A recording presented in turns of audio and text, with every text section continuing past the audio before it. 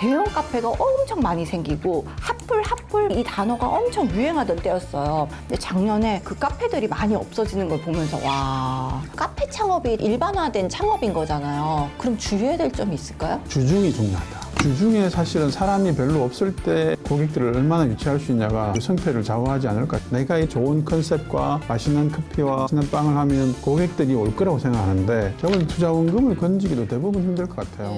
오리와 깡이의 비즈니스 여행 반가워요. 네. 오늘 체크인은 무엇으로 시작하면 될까요? 오늘은 우리 빵프로님이 카페 전문가잖아요. 맞아요. 그래서 저는 어디 여행을 가고 싶다. 그러니까 남들은 만약에 뭐 포항 간다 그러면 포항을 검색해서 막 유명한 그 관광지를 딱 목적지로 이렇게 루트를 짜잖아요. 저는 무작정 거기서 제일 유명한 핫한 카페를 목적지로 딱 찍고 그럼 간 김에 관광지 좀 둘러볼까? 약간 이런 느낌으로 그 부수적인 데까지 둘러보고 오는 스타일이에요. 카페 투어의 체크인을 한번 해보죠. 좋습니다. 카페가 보니까 우리나라에 카페가 11만 개가 있다더라고요. 와, 그래요. 그리고 실제 뭐 프랜차이즈 창업 쪽이나 뭐 개인 카페들도 그렇고 창업 업종에서 지금 거의 뭐 치킨집을 능가한다 막 이런 얘기도 있더라고요. 정말 최근에 들어서는 저도 사실 혼자 많이 다니거든요, 카페를. 그래서 또 하나의 공간적인 의미도 많은 것 같아요. 일단 저 같은 경우에는 좀 집에 있으면 약간 잠만 자요. 그러니까 누워 있어. 오후에는 무조건 나가는 편이에요. 오후 되면 카페에 가서 일단 저는 뭐 일하러 가기도 하고 아니면 북카페를 요즘에는 자주 가요. 꽂혀가지고 딱 가면은 정말 우리가 평소에 서점에서 만나는 책도 있지만 그 독립서점 느낌으로 거기서 큐레이션 한 책들이 많거든요. 그렇게 훑어보다가 딱 빌 받는 책 있으면 그 자리에서 북카페도 카페구나. 네. 그래서 요즘엔 정말 카페 유형이 다양화됐잖아요. 북카페는 가면 커피나 차를 사고 자리에 앉아서 자기 책을 보거나 맞아요. 책이 있군요. 네네. 그래서 그것도 뭐 종류가 다양한데 어떤 데는 시간권이라는 거를 시간을 내고, 사나요? 맞아요. 공간 대여료를 내기도 하고 뭐 2시간권 이렇게. 어떤 데는 그 북카페에 있는 책들이 무료가 아닌 경우도 있어요. 그런 경우에서는 구매해서 읽게 하기도 하고. 유명한 북카페는 뭐가 있나요? 글쎄요. 유명한 북카페? 사실 요즘은 유명한 게 의미가 없고 오히려 소형 로컬 쪽에 북카페들이 많이 생겨나고 있어요.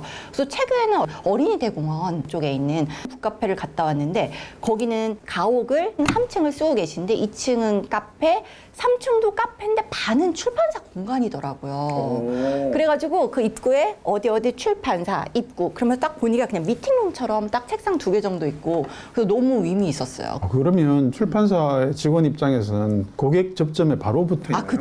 그쵸. 근데 특징은 사실 뭐 한 출판사가 대형 출판사가 아니면 그렇게 발행하는 책이 많지는 않잖아요.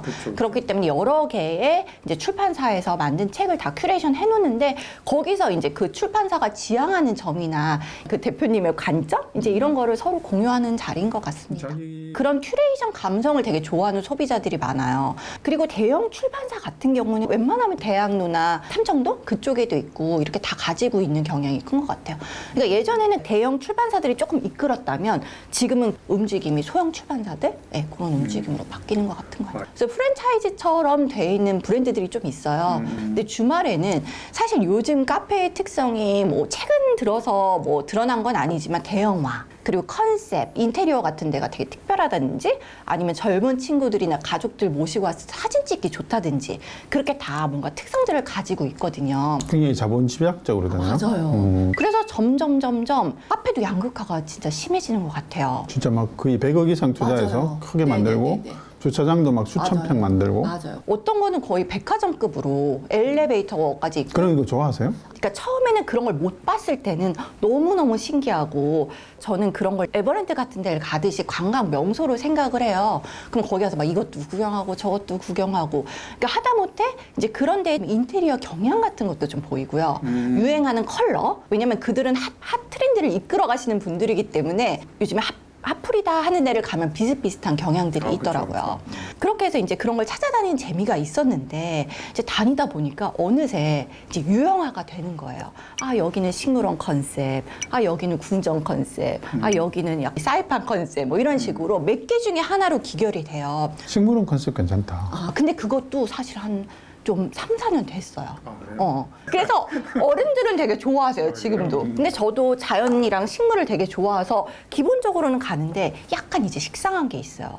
근데 또 신기한 게 예를 들면 정말 이런 지역에 이런 막 시골길에 대형 카페가 있다고? 이런 데 엄청 많이 생기거든요. 근데 저도 가끔 이제 평일에 시간이 나면 엄마를 모시고 가는데 너무 신기한 게 요즘 생긴 지 한 달밖에 안 된 카페인데 동네 어르신들이 335 모여서 커피를 마시고 계세요. 드시고. 네네네. 근데 그게 동네 마실 같은 느낌의 카페가 아니라 거의 백화점급 같은 막 그런데 그 소식을 제일 먼저 알고 오셨다는 게 조금 되게 놀랐었어요. 그러면서 이 커피 문화가 되게 바뀌고 있구나. 이렇게 요즘 굉장히 대형화되는 게 하나의 추세구나. 네. 그런 대형 카페가 오픈하는 게 신문에도 막 나오고 그러더라고요. 맞아요. 그리고 주변에 뭐 동네에 거의 교통이 마비된다 정도. 그런 데 있었죠. 막 교회 성당을 막 개조해가지고 그래서 그것도 또 오픈런을 해봤죠. 근데 너무 신기한 게 그런 곳은 신기하게도 약간 유행이 있어요. 마케팅 대행사들이 붙어서 홍보를 같이 해주거든요. 그럼 뭐 SNS, 언론 보도, 그다음에 뭐 인플루언서들 해가지고 광고비를 태워서 인플루언서들이 띄우는 데 중에서 고르기도 해요. 왜냐하면 일단 기본적으로 자본력이 들어갔으니까 기본은 하겠구나. 어차피 커피 마실 거 큰 돈은 아니니까 가서 경험하고 오지 뭐 이런 소비자들도 있거든요. 그러면 이렇게 하죠. 강프로님이 생각하는 탑3 큰 카페, 기억에 남는. 일단 화성에 있는 카페는 차로 한 40분 거리 차로 갈 수 있고 뭐 SRT로도 갈 수 있고 그래서 그 카페의 특징은 뭔가요? 이제 안내도가 지도가 딱 입구에 펼쳐져 있어요. 왜냐하면 뭐가 많으니까 알아보기 쉽게 가라고. 저는 그 할로윈 때인가 뭐 이럴 때 갔던 것 같아요. 그래서 그거와 관련된 그 소품들과 인테리어로 바깥에 정말 다 꾸며 놓으신 거예요. 그래서 정말 딱 들어가는 순간 아기들부터 할머니까지 온 세대가 함께 할 수 있는 공간인 거예요. 그분은 기획력이 대단하시구나. 그 시즌마다 그렇게 한다는 거네. 맞아요. 그래서 딱 그걸 보고 느낀 게 이제는 유원지나 그런 관광지보다는 이런 카페가 가족들이 갈 수 있는 장소로 자리 잡았구나를 제가 처음으로 느낀 카페였어요. 카페가 그냥 커피 마시는 곳이 아니네. 문화 컨텐츠를. 일단 나무들이 엄청 많고 이쪽에는 그 오두막팀처럼 이렇게 2명, 3명 들어갈 수 있는 그런 느낌? 그래서 약간 뭐 겨울에는 캠핑처럼도 할 수 있는 그런 데를 보통은 시간대별로 빌릴 수가 있거든요. 그래서 가족만이 이제 수다 떨고 거기서 뭐 먹고 하는 거예요. 그렇게 대화할 수 있는 공간이 이렇게 있고 애들은 되게 좋아하죠. 그리고 또 이쪽에는 다 막 이제 누워서 알 수 있는 공간들 쫙 있고, 그러니까 어딜 둘러봐도 여기도 앉아보고 싶고 저기도 앉아보고 싶고. 사람들한테 이제 휴식과 같이 공유할 수 있는 공간으로서는 정말 엄청난 설계네요, 그죠? 네네. 그렇게 쫙 펼쳐진 공간을 이제 쭉쭉쭉 터벅터벅 걸어가면 이제 메인 공간에 이제 주문 받고 뭐 빵 있고 뭐 이렇게 조금 먹을 수 있는 공간 뭐 계단식으로 돼 있고 이쪽은 이제 식물원 컨셉으로 또 해놨어요. 그럼 식물원이 막 정말 어마어마하게 커요. 근데 보면 제가 궁금한 게 그렇게 크게 이렇게 정말 기획도 많이 하고 투자도 많이 하는데 그 정도 수익이 나올까요? 그게 조금 문제인 것 같아요. 일단은 현실을 말씀드리면 주말에는 정말 발 디딜 틈이 없어요. 막 주차할 공간도. 근데 그런 데를 평일에 가보시죠. 이게 이 카페를 얘기하는 건 아니고 에어컨도 돌리지 않는 곳이 있어요. 왜냐면 이게 가성비가 안 나오니까. 맞아요. 대부분의 사업이 성수기는 문제가 안 되는데 맞아요. 비수기에 얼마나 고객을 네, 확보하냐인데 네, 네. 대규모로 투자할수록 진짜 주중은 텅텅 비겠다, 그죠? 네, 맞아요.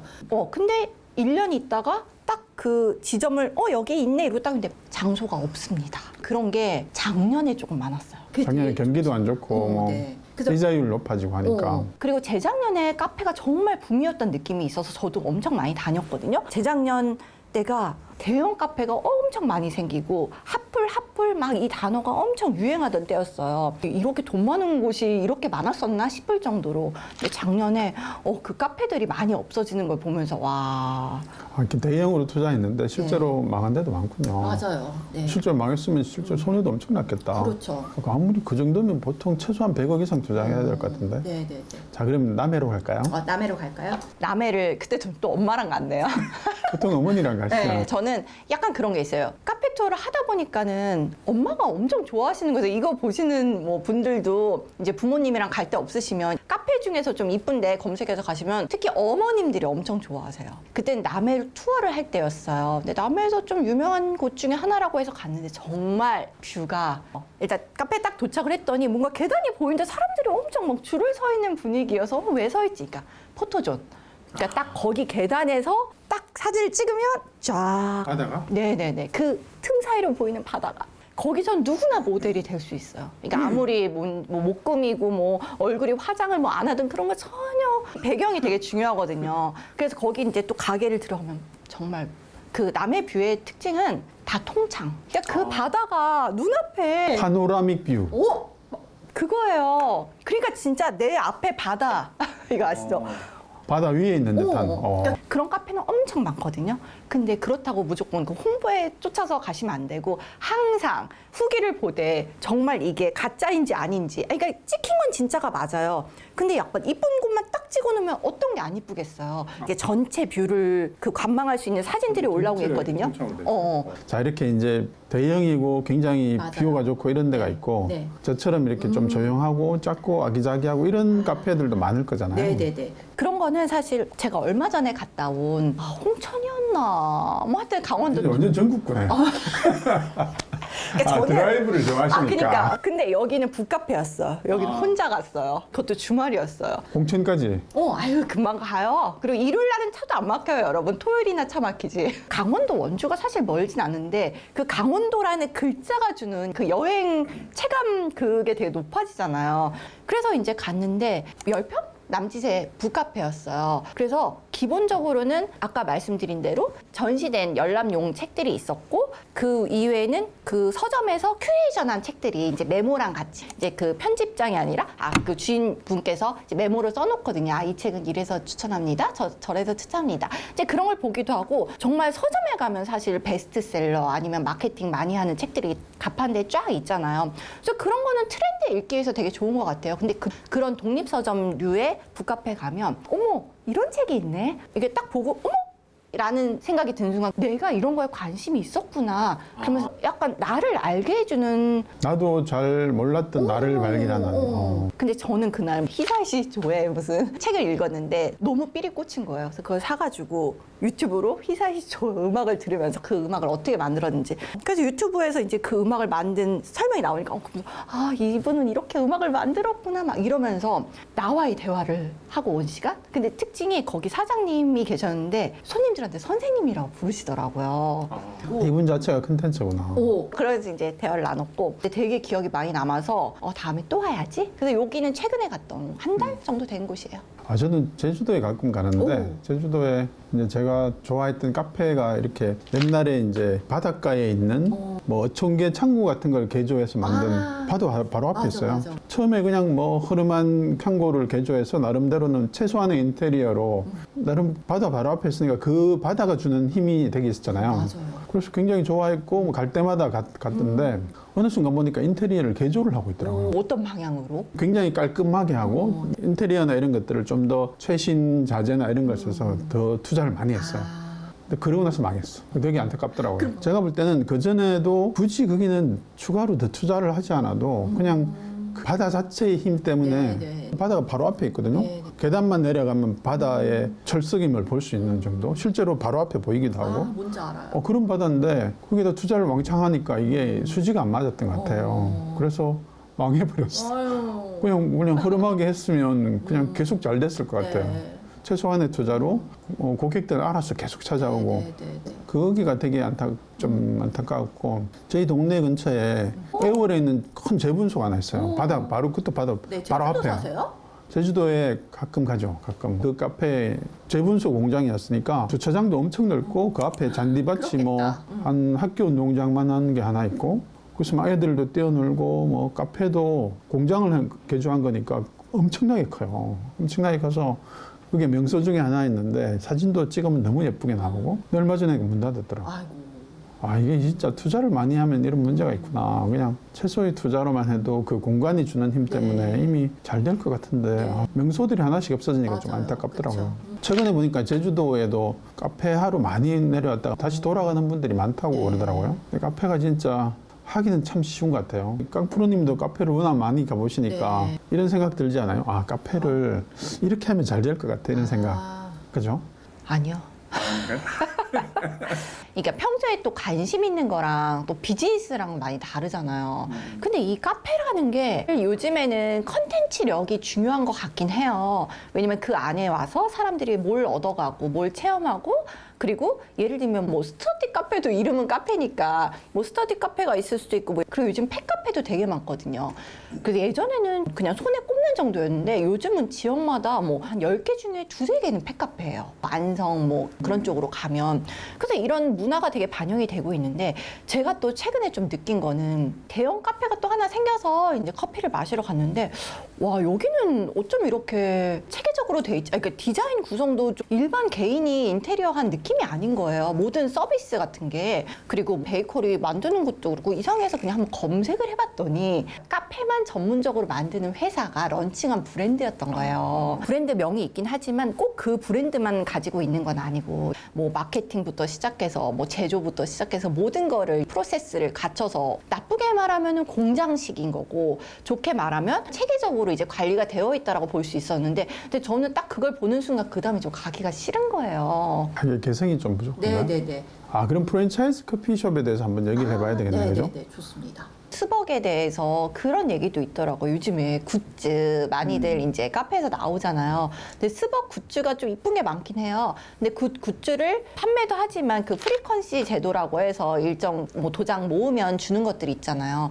그게 너무 많아진 거예요. 이제 사람들이 예전 같으면 이제 그거 받으려고 막 뭐 몇백 잔지 막 주문하고 막 이런 뉴스도 떴었잖아요. 근데 그만큼 이제 가치가 조금 떨어지고 왜 이렇게 정책을 하는지 모르겠다, 이제 이런 얘기들도 들리긴 하더라고요.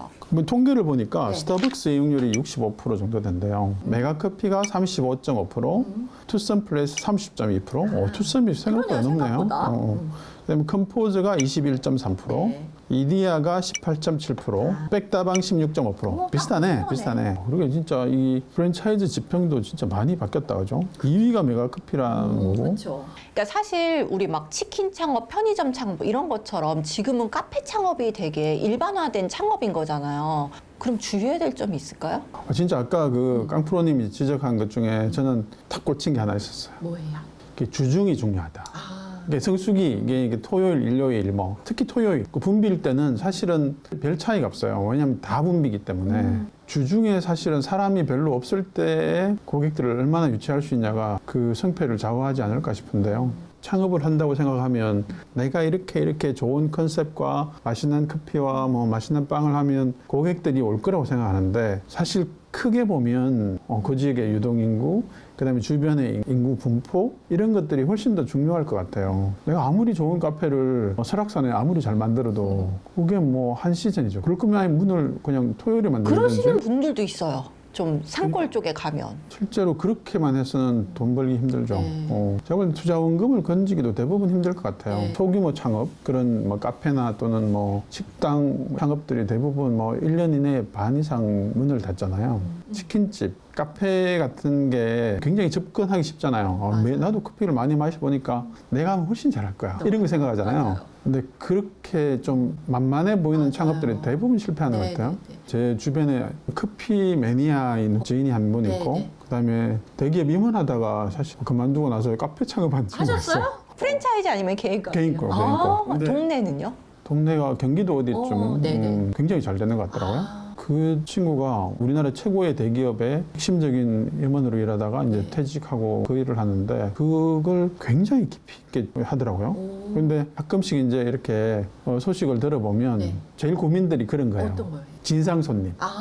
진상 손님들을 와서 예를 들면 화장실만 이용하고 싶어 왔는데 그냥 그런 사람도 있고 또 그냥 자리에 앉아서 그냥 커피 한 잔 시키고 몇 시간씩 있는 뭐 사람부터 시작해서 막 그런 사소한 것들이 막 엄청난 스트레스를 주나 봐요. 손님들은 대기줄이 있는데 뭐 그런 것 때문에 손님도 못 받죠. 그리고 과도한 클레임, 이거 왜 이래요? 부터 시작해서 뭐 케이크는 왜 이래요? 거기는 이제 굉장히 특징적인 케이크를 가지고 이제 잘하고 있는 카페인데 자기는 그 굉장히 그 혼을 쏟다시피 해서 만든 근데 그걸 잘 몰라주는 사람들부터 뭐 불평하는 사람 뭐 근데 거기도 제일 걱정이 이제 평일에 장사.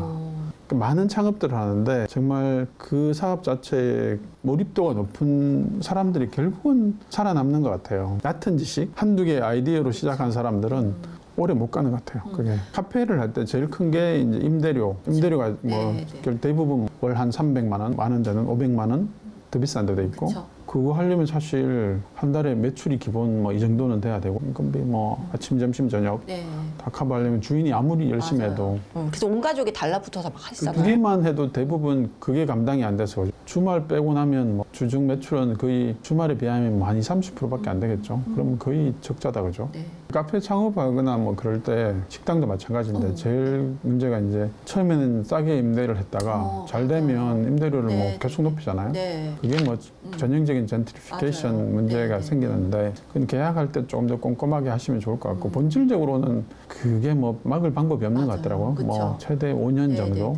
원래 사업이란 게 5년, 10년 가야 되는데 이게 잘 되고 단골이 생기면 또 옮기면 단골의 대부분을 또 잃게 되고 해서 자본 여력이 되면 진짜 좋은 컨셉이 있으면 아예 부동산을 직접 매입해서 하면 좋은데 그러면 자본이 너무 많이 되니까 그게 좀 안타깝긴 하네요. 그래서 지방들 그런 대형 카페 얘기를 들어보면 그 소유주들이 많이 운영하시더라고요. 그러니까요. 이게 사실 좀 전형적인 말은 젠트리피케이션이 사실 착취잖아요. 그게 잘된 걸 보면 뺏는 거잖아요. 일본하고 한국의 그 문화가 되게 달라요. 일본은 진짜 오래된 식당이 많아요. 맞아. 그러니까 일본은 임차인에 대한 권리 보장이 굉장히 잘 되나 봐요.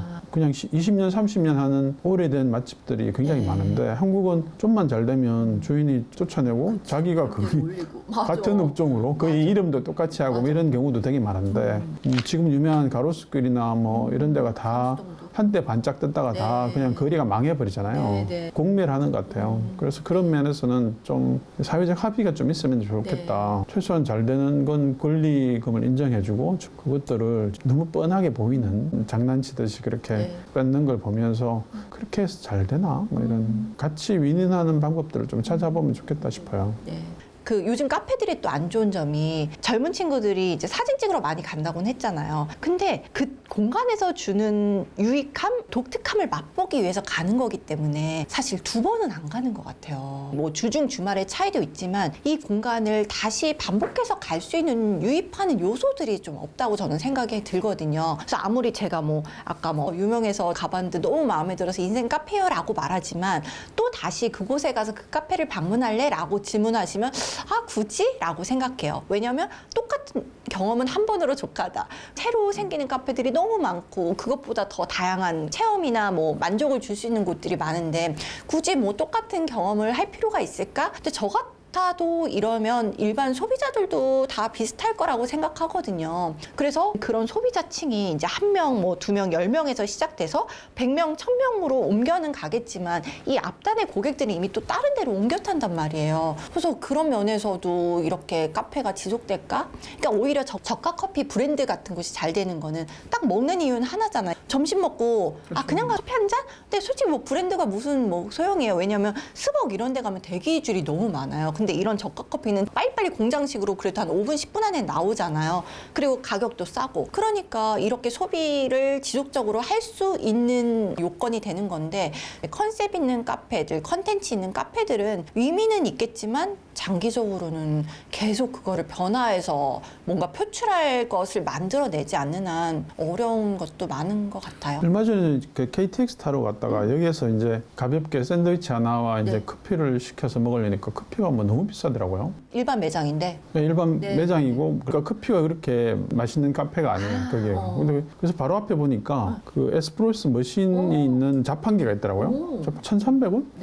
3분의 1 가격이니까 그게 오히려 그 카페보다 맛이 더 좋은 거예요. 맞아요. 그래서 저는 어중간하게 갈 것 카페가 안 떠오르면 그냥 편의점 머신 있잖아요. 그거 한 1,500원 하거든요. 딱. 저는 그거 잘 사 먹어요. 빈이 특별히 좋거나 뭐 이런 데가 아니면 굳이 그거는 우리 저가 커피라고 해서 빈이 나쁘진 않은 것 같더라고요. 그래서 뭐 매장이나 이런 데 돈을 적게 들이고 많이 파니까 우리나라 카페를 보면 진짜 저는 이미 포화 상태인 것 같아요. 첫 번째는 내가 만약에 카페를 창업한다고 하면 할 거냐 말 거냐부터 고민할 텐데 저는 카페 창업 안 할 것 같아요. 이게 완전 레드오션이에요. 너무 많아. 그리고 좀 창업을 할 때 이런 생각을 좀 하면 좋을 것 같아요. 우리나라에 보면 편의점도 그렇고 식당도 그렇고 너무 많아요. 지금의 식당은 지금의 반이하가 돼야 아마 전체적으로 먹고 살 수 있는 구조가 될 거라서 식당이 한 80만 개 된다던가 인구 비율당 너무 높아요. 3, 40만 개만 돼야 그 식당들이 먹고 살 수 있는 구조인데 지금은